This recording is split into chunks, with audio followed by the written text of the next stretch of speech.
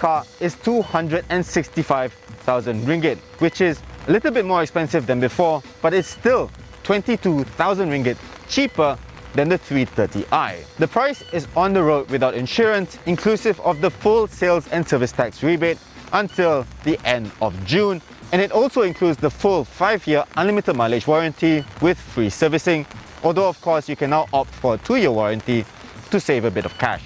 I don't really have to spend too much time talking about the outside because it basically is exactly the same as the 330i, with one key difference: this charging port on the front left fender. The rest of the car is the same. You've still got the MSPORT body kit, you have these 18-inch multi-spoke alloys, which I still don't quite like the look of, and you got these LED adaptive headlights instead of the laser lights that you have on the M340i. But the laser lights are actually quite an expensive option in the rest of the world, so I can see why they skimped on that one. The 330e also comes with a proximity-based keyless entry system. Right now the car is locked and the key is in my pocket. So as I walk towards the car, it will unlock itself. That's great. In here, it's basically the same as the standard G20 3 Series. So you've got a very modern looking minimalist dashboard and all the controls are clustered exactly where you want it to be. However, there are a few changes.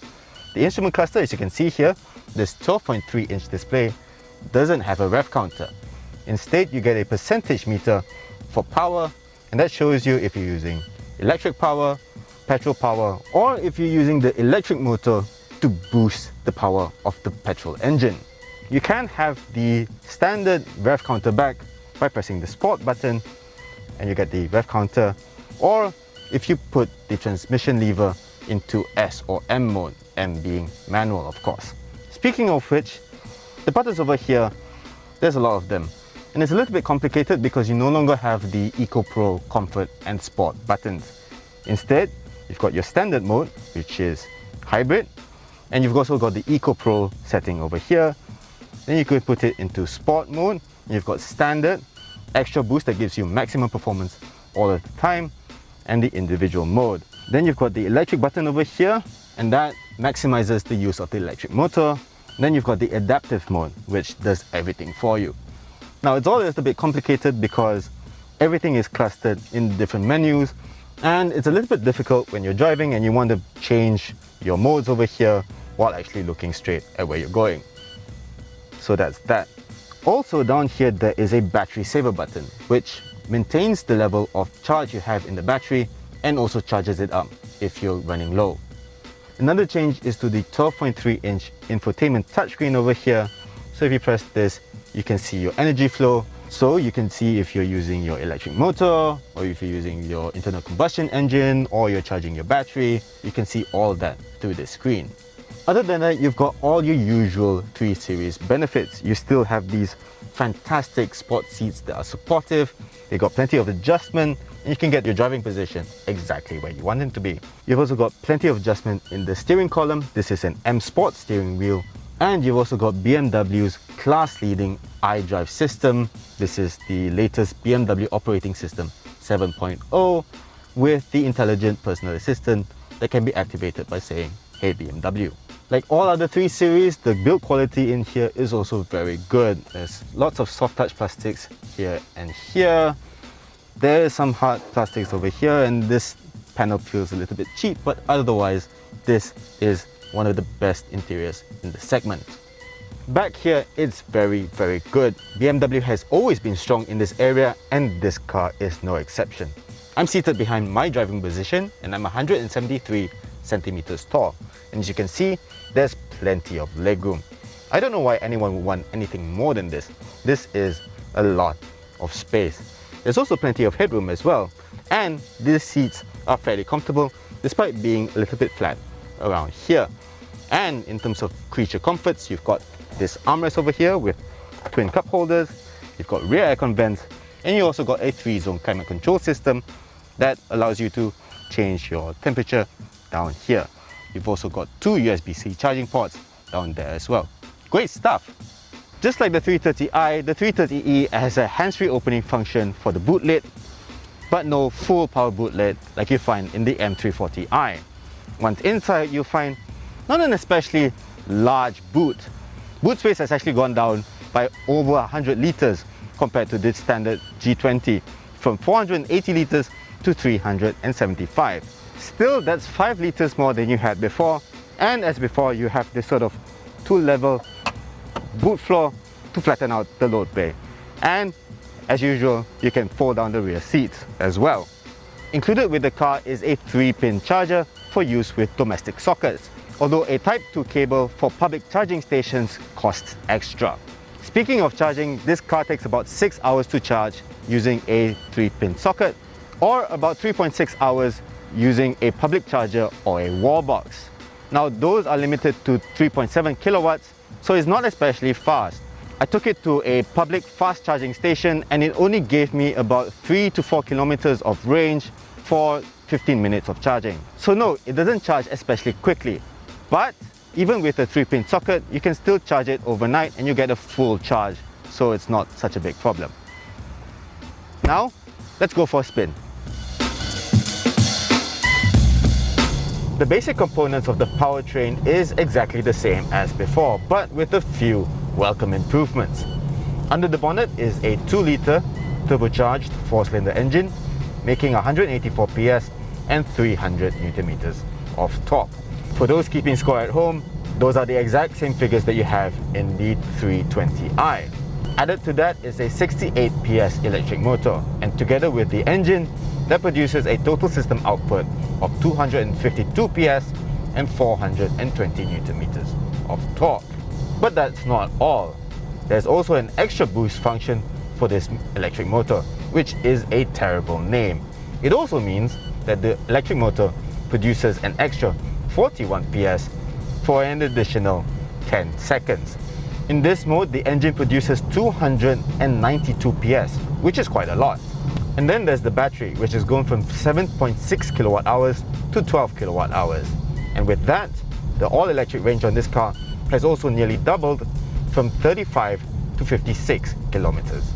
As before, the car normally defaults to mostly electric power at speeds of up to 110 kilometers an hour. Beyond that, the engine cuts in because it's more efficient at those speeds. Even with just the electric motor, this car is plenty fast and you're not going to be holding up traffic when you're driving around in this mode.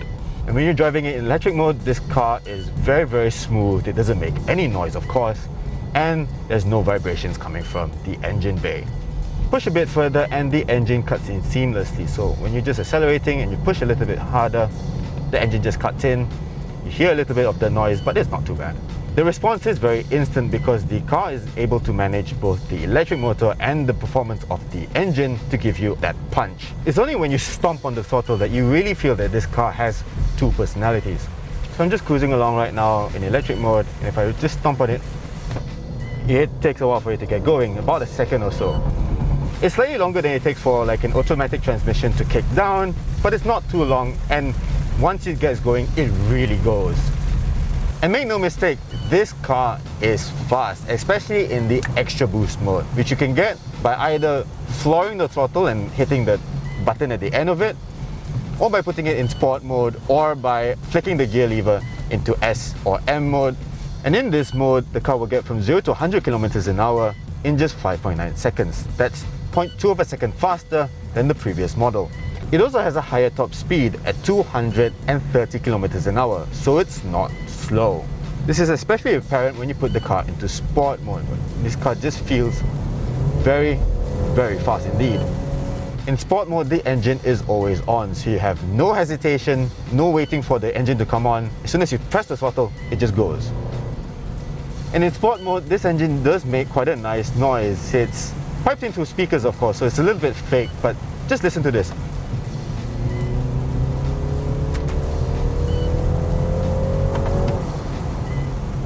It's not bad, isn't it? The 8-speed automatic in this car also works very well with this drivetrain. In electric mode, you do sort of feel a little bit of that gear shifts, but it's not at all jerky or anything. Like in most BMWs, it's very smooth, very responsive. If you use the paddles yourself, it reacts quite well. Now, even though this car has a quoted all-electric range of 56 kilometers, you're never going to get that. You'll be lucky to get 40. In that sense, it's only a little bit better than you have before. In the previous 330e, it could do 20, maybe 25 kilometers. In here, you'll get around 35 to 40, which is quite a significant improvement, but it's nothing like what the figures would suggest. Even so, this is still plenty enough for most journeys. If you travel from home to work and then back again, you'll be easily able to cover those distances using just the electric motor. But that's if you charge your car up every day. If you do that, you can definitely hit the claimed fuel consumption figure of 2.2 liters per 100 kilometers. It's only when you run out of battery power, or if you're using the sport mode all the time, that you really start to guzzle a lot of fuel. And if you do that, you're going to run out of fuel quite quickly because the fuel tank is only 41 liters. So expect to visit your fuel station quite regularly if you don't charge your car up. And you do have to charge your car up to get the most out of this powertrain. If you don't, you only get a little bit of electrical assistance, and most of the time you'll only be on petrol power and you'll be carrying a whole lot of extra weight for no reason. And that would be the reason why you would use so much fuel in this car. So yes, please do charge up your car every day. It's the whole reason you buy a plug-in hybrid in the first place. Well, apart from the lower price, of course. And if you're going to use up more fuel while driving a plug-in hybrid, that's just negating the whole purpose of driving this car. In my time in the car, I've driven it 3 days now and I've covered around 150 to 200 kilometers. I've averaged around 6, maybe 7 liters per 100 kilometers. But that's with a lot of, not especially long distance driving, but more than the range of the battery. And also using a lot of the sport mode, the XtraBoost function, using the battery control function, which holds your battery to a certain percentage and charges the battery up to that level. So there is a lot of petrol power usage in that sense. And 6 to 7 liters per 100 kilometers, that's totally fine for a car like this. It's a little bit better than what a 330i would do, for example. And I'm sure if you're able to charge it up more and keep it to shorter distances, you can get that average fuel consumption going way down. I'm talking about 5, 4, maybe even 3 liters per 100 kilometers if you're careful. Beyond that, this is basically like a standard 3 Series to drive, but with one key difference. Unlike the 320i and 330i, the 330e comes with adaptive M suspension. Now the 330i does come with quite a firm suspension. As I said in the previous video that I did with it, it was borderline acceptable for a car like this one. But with this car, I don't feel any sort of harshness at all. This feels very, very comfortable. There's no firmness to the ride. There is a little bit when you're going at lower speeds and you're going over speed bumps and stuff like that. So it's still not as comfortable as the F30 model, the previous generation model. But in return, you do get quite a bit more body control, especially at higher speeds. Sport mode is also quite usable, but as you go faster and faster, it does start to get a little bit more bouncy than you would like. This added comfort makes this an even more relaxing car to drive on the highway. There's very little wind noise and just a touch of road noise to speak of at higher speeds. But it's still much, much better than the F30 model. It has gone from being one of the loudest cars in this class to one of the quietest, and that says a lot. In terms of handling, this car is still very, very enjoyable. Steering is quick, it's a little bit numb in feedback, not much going through the rim, but even with the extra weight, this car is still quite agile. And because the weight is positioned very low down, there's not a lot of body roll, so this car stays quite flat when you chuck it into the corner. There is a but, however. When you're pushing it very, very quickly, you're pushing it to its limit, there comes a point where the grip starts to run out and the car starts to slide wide. I think it's just the weight of this car, and after a certain point, the chassis just goes, nope, I can't handle it anymore, and the car just runs out of talent. But that's only if you're really, really pushing it. But there is a little bit of a disadvantage compared to the rest of the petrol-powered 3 Series models in that sense. Even so, This is quite an enjoyable car to drive, and you'll be happy to go up Genting or wherever you want to drive this car. It's really, really good.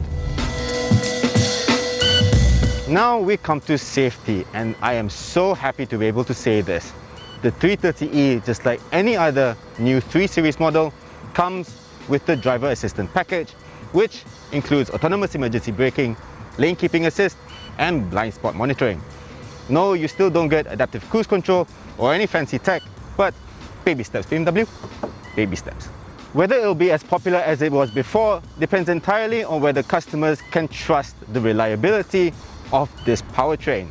The old car had a few issues with battery and other components, and it remains to be seen if BMW has fixed these issues. Still, this is an excellent plug-in hybrid, and it makes for a good family car, as well as providing the kind of driving enjoyment that you would expect from a BMW. So well done.